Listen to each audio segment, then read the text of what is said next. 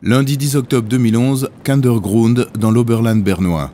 La Kander, qui est sortie de son lit, cherche avec une force dévastatrice à se frayer un passage. La ferme de Vreni et Walter Stoller se trouvent en plein dedans. 48 heures plus tard, l'eau s'est retirée. Vreni Stoller n'en croit pas ses yeux. Il n'y a que 12 ans que la famille a construit la maison familiale à la force de leurs bras. L'endroit où avant-hier encore les vaches broutaient paisiblement est aujourd'hui un véritable champ de bataille recouvert de boue et d'éboulis. Elle n'a eu que très peu de temps pour réagir avant que l'eau n'envahisse tout. Sauver les animaux et les personnes, pas le temps de s'occuper du reste. Nous avons dû abandonner tout.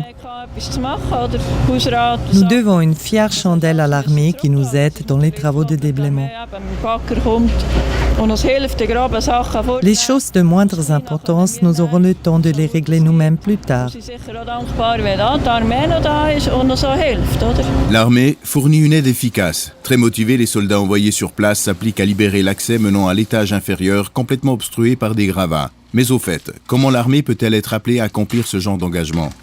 L'important, c'est que le canton nous adresse une demande concrète de façon à ce que la région territoriale puisse procéder à une analyse de la situation pour envoyer les bonnes personnes au bon endroit avec les moyens adéquats.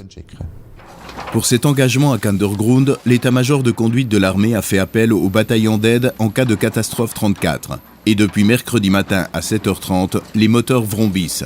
Leur mission est claire. Notre mission consiste à appuyer les autorités civiles. Il s'agit ici de réaménager le lit naturel de la Kander, qui s'est déplacé de quelques 50 mètres, et de débiter à la tronçonneuse le bois flottant accumulé pour pouvoir l'évacuer.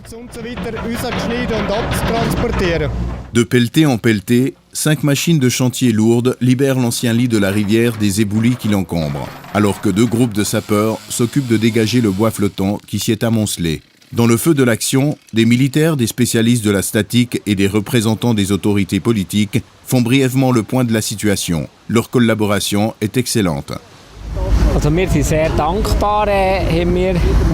Nous sommes très reconnaissants que le bataillon nous soit venu en aide, notamment ici vers la rivière. Nous disposons de forces d'intervention civiles, mais nous n'avons pas ce genre d'engin.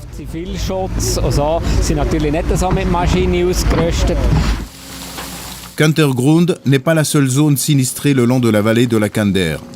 Des membres de la protection civile sont engagés à Frutigen. À Kandersteg, ce sont des militaires du bataillon du quartier général 23 qui appuient les autorités civiles. Et depuis ce jeudi 13 octobre, l'armée apporte son soutien aux autorités civiles du Lötschental pour réparer les dégâts considérables que cette région a subis.